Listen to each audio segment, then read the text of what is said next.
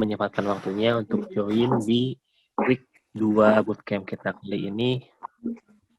Week 2 kita mengangkat topik atau materi tentang statistika inferensial. Setelah week 1 kemarin kita membahas mengenai data preparation dan juga deskriptif statistik.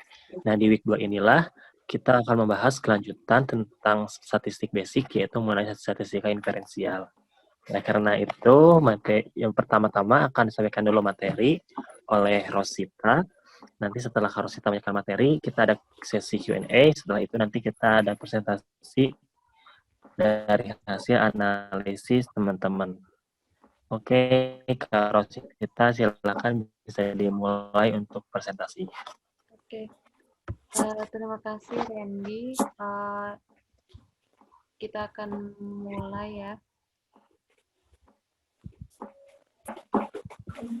Oke. Nah, dalam kesempatan kali ini kita mau bahas tentang inferential statistik. Minggu lalu kan kita udah bahas tentang statistika deskriptif atau deskriptif statistik gitu ya. Nah, sebenarnya nggak bisa deskriptif. Nah, perbedaannya apa sih ketika kita bahas mengenai statistika deskriptif dan inferensial? Nah, ketika kita punya data, ternyata statistika deskriptif itu hanya untuk menyajikan data dan statistik sederhana. Contohnya apa? Contohnya kita menyajikan mean, kemudian kita menyajikan modus, minimum, maksimum, dan lain sebagainya. Nah, dari situ bagaimana data dapat digambarkan secara ringkas sehingga lebih mudah dibaca dan bermakna. Kemudian bedanya dengan inferensial statistik apa? Nah, ketika di deskriptif statistik, kita mencoba untuk memvisualisasikan data, di mana kita akan mengetahui bagaimana tren yang ada di data kita sekarang ini, misalkan. Nah, dari situ akan membantu kita untuk memunculkan hipotesis atau dugaan-dugaan terhadap kasus yang sedang kita pahami atau data yang kita kumpulkan. Nah, dari situ, dari inferensia ini, pendugaan parameter populasi dan pengujian hipotesis mulai kita lakukan. Dari situ, bagaimana mempelajari sampel untuk menarik kesimpulan mengenai sebuah populasi.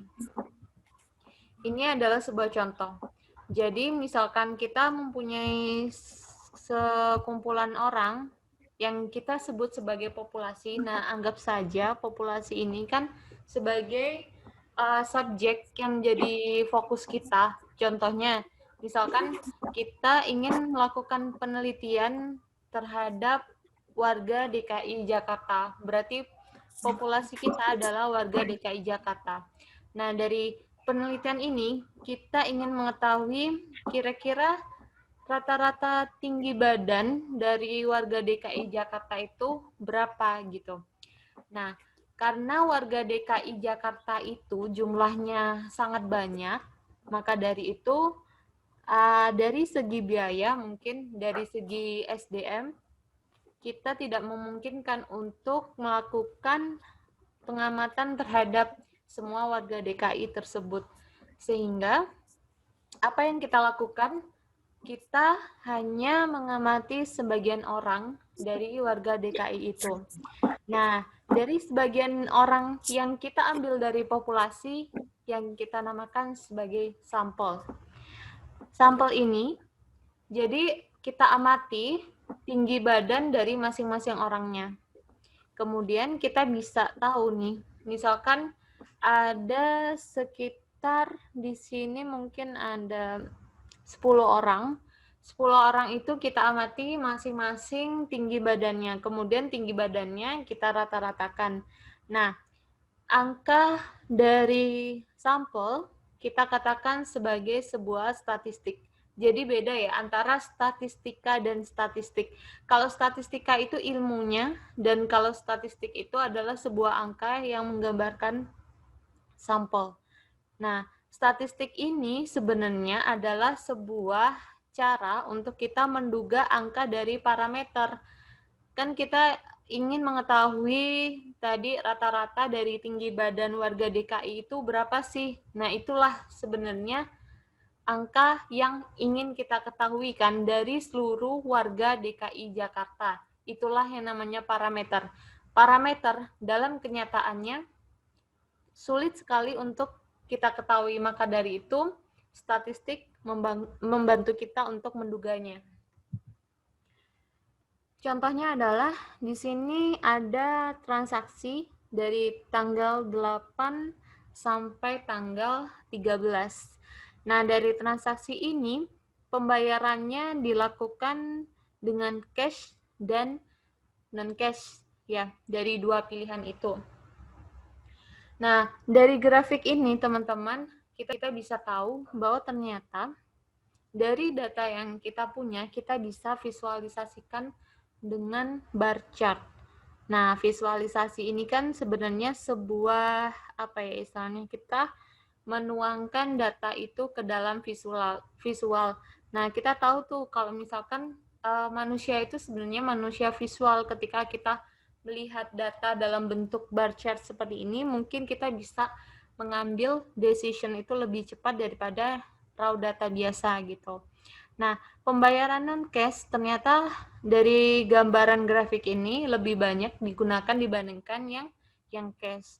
Apa perbedaan tersebut signifikan? Nah, dari sini kan kita sebenarnya mungkin secara kasat mata bisa mengetahui bahwa ternyata yang non-cash ini lebih banyak daripada yang cash. Tapi dalam statistik dari pengamatan mata kita bisa saja itu salah, atau bisa saja perbedaannya bukan perbedaan yang signifikan. Contohnya seperti ini, misalkan kita ketemu seseorang dengan mungkin perawakan dia berkacamata, kemudian mungkin dia terlihat pendiam gitu kan. Mungkin dalam apa ya? Dalam pikiran kita menganggap dia itu adalah seorang yang ansos. Tapi kenyataannya kan belum tentu seperti itu. Jadi di statistika itu kita juga bisa membuktikan beberapa dugaan-dugaan yang muncul dari proses yang kita peroleh dari statistika deskriptif. Nah, dari situ kita bisa melakukan yang namanya uji t-test. Uji tes ini sebenarnya salah satu dari berbagai statistika inferensia. Nah, ini contoh dari alurnya ya. Nah, dari input data, kita harus mendeteksi atau kita harus mengenali bahwa data ini sebenarnya tipenya apa. Nah, di pertemuan sebelumnya kan kita bahas tentang jenis-jenis data. Mungkin akan saya sedikit bahas ya di sini. Kan tipe data itu kan ada 4 ya. Ada 2 itu dia termasuk kualitatif, 2-nya termasuk kuantitatif. Nah, dalam hal ini kita harus mengenali apakah data itu termasuk data kuantitatif. Di sini kuantitatif itu terdiri dari interval atau rasio. Jika iya, maka kita bisa menggunakan uji parametrik. Itu bukan satu-satunya. Jadi kita harus mengetahui juga apakah data tersebut berdistribusi normal atau tidak. Nah, di statistika itu kita akan mengenal beberapa jenis distribusi. Jadi, distribusi itu gambaran singkatnya adalah ketika kita punya data, kemudian data itu kita plotkan, dia sebenarnya membentuk apa sih? Kan biasanya kita bisa lihat, oh ternyata datanya ini dia bentuknya eksponensial, ada yang bentuknya seperti lonceng, dan lain sebagainya. Nah, dari situ yang bentuknya lonceng inilah yang kita namakan sebagai distribusi normal. Nah, selanjutnya, jika dia ini datanya bukan skala interval atau rasio dan dia tidak berdistribusi normal, maka istilahnya adalah syarat dari uji parametrik ini kan tidak bisa terpenuhi ya. Maka dari itu ada opsinya. Opsinya apa? Kita bisa pakai uji non-parametrik.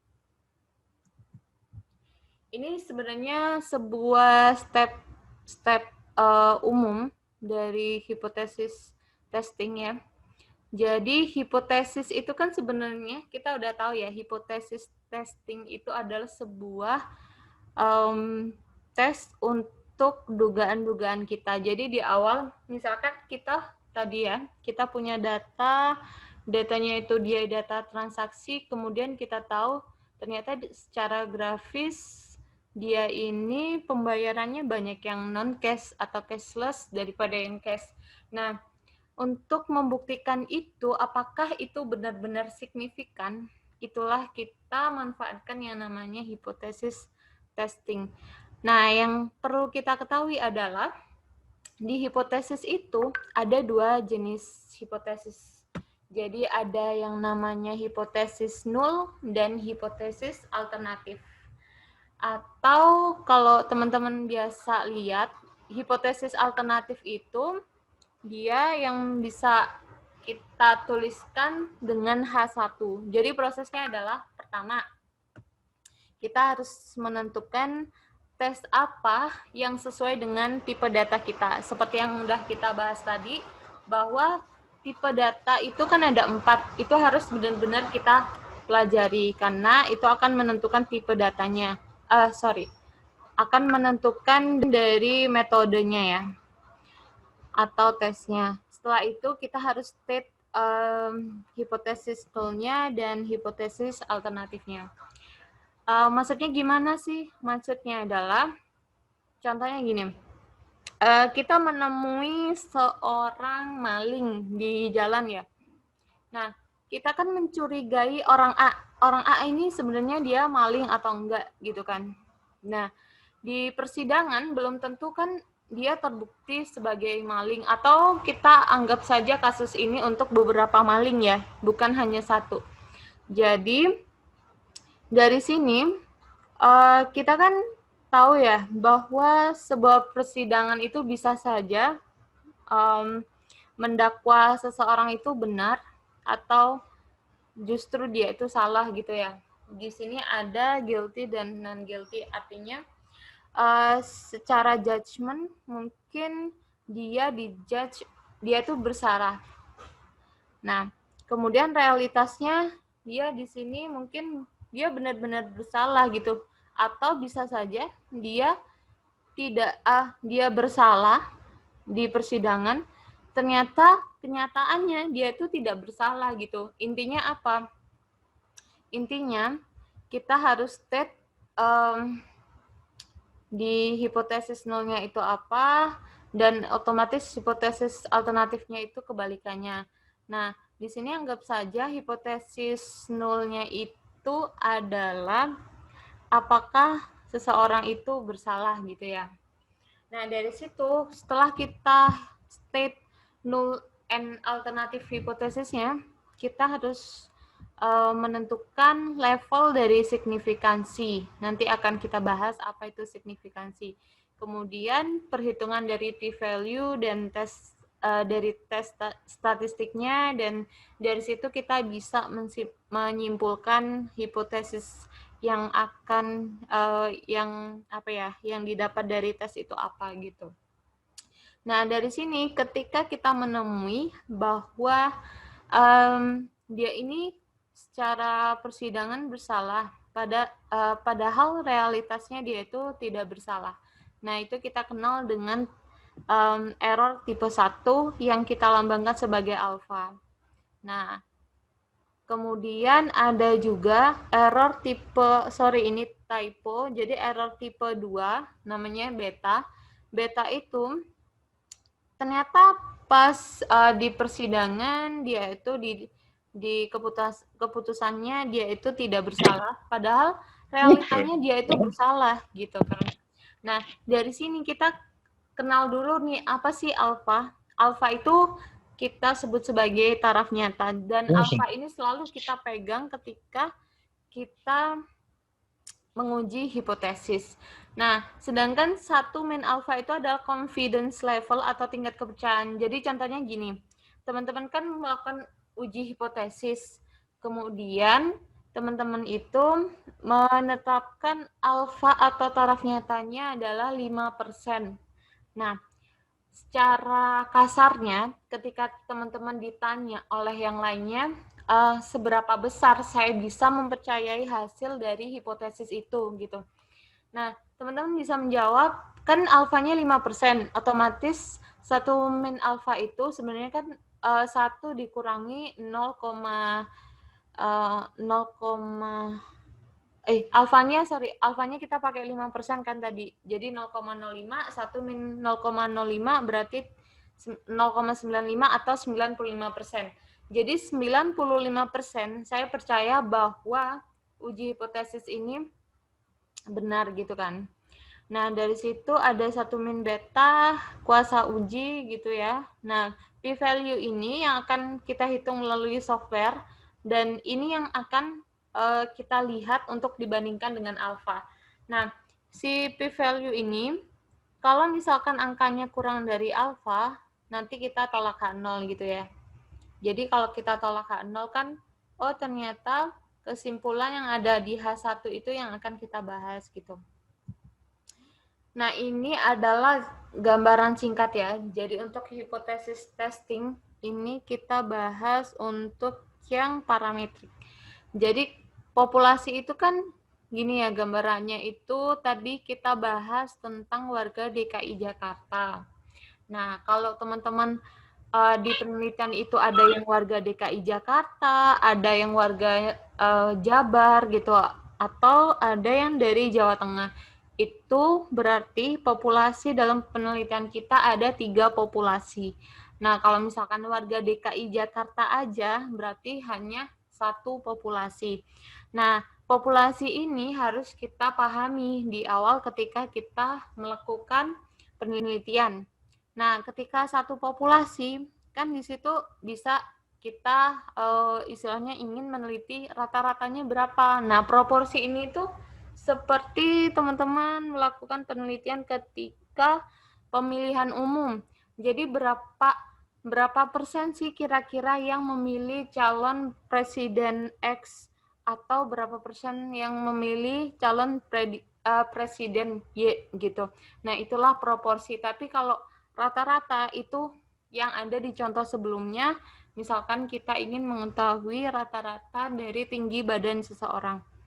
Nah, sebenarnya ini lebih ke teknis, di mana ketika kita tidak memakai software, kita harus mengetahui atau mengasumsikan bahwa di sini kan simbolnya sigma kuadrat, itu ragam. Jadi ragamnya itu diketahui atau tidak diketahui. Maksudnya apa? Jadi maksudnya adalah diketahui ini bisa memang benar-benar kita ketahui, tapi itu kemungkinannya kecil, atau kita dapat dari survei sebelumnya gitu. Jadi kalau tidak diketahui dia pakai t-test, kemudian kalau misalkan dari survei sebelumnya kita tahu ragamnya itu berapa, nah itu kita bisa pakai z-test gitu kan. Kemudian ada yang 2 populasi nih, contohnya apa? Tadi ada DKI Jakarta dan Jabar contohnya. Nah, di situ kan sebenarnya kita misalkan ingin mengetahui rata-rata tinggi badan. Nah, kan di antara keduanya ini yang kita amati itu orang-orangnya kan beda. Misalkan kita mengamati tinggi badan warga DKI dengan warga Jabar, kan masing-masing warga ini kan orang yang berbeda. Itu artinya kita pakai pengujian yang saling bebas atau independence gitu. Yang berpasangan itu contohnya gimana? Contohnya misalkan kita ingin menguji suatu efektivitas obat. Nah, suatu efektivitas obat ini kan kita bisa mengamati, misalkan tingkat misalkan bakteri, anggap aja bakteri di dalam tubuh kita tuh berapa sebelum kita mengkonsumsi obat itu. Kemudian setelah kita mengkonsumsi obat itu, banyaknya bakteri itu banyaknya bakteri itu berapa gitu. Intinya sebelum dan sesudah dari objek pengamatan itu dia sama satu orang, misalkan dari orang X, dia harus diamati sebelum dia mengkonsumsi obat itu dan setelah dia mengkonsumsi obat itu.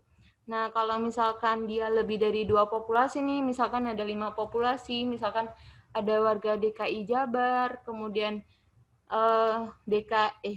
warga DKI, Jabar, Jateng, Jatim. Nah, itu kan lebih dari 2 populasi, kita pakai uji F gitu. Nah, uji F ini namanya uji simultan, dan uji T itu adalah uji parsial gitu. Simultan kan bareng-bareng. Kalau parsial tuh masing-masing, makanya di sini tuh tinggi badannya warga DKI gitu. Nah, di sini tuh kita bisa menguji kira-kira ada nggak ya perbedaan antara rata-rata tinggi badannya warga DKI dengan rata-rata tinggi badannya warga Jabar dan warga Jawa Tengah. Itu fungsinya F-test. Nah, dari situ, ternyata statistika inferensia itu ada uji-uji itu, yang tujuannya adalah kita akan menyimpulkan ke populasi aslinya gitu, dari populasi asalnya. Nah, kalau kemarin ketika kita bahas tentang statistika deskriptif, ya kita hanya membahas data yang kita punya aja gitu, tanpa kita bilang kita akan menyimpulkannya ke populasi. Contohnya gini, misalkan kita melihat sebuah iklan, 5 dari 10 wanita yang memakai sampo X itu tidak mengalami kerontokan rambut. Nah, itu kan dia hanya bilang tentang 5 dari 10 wanita yang memakai sampo X.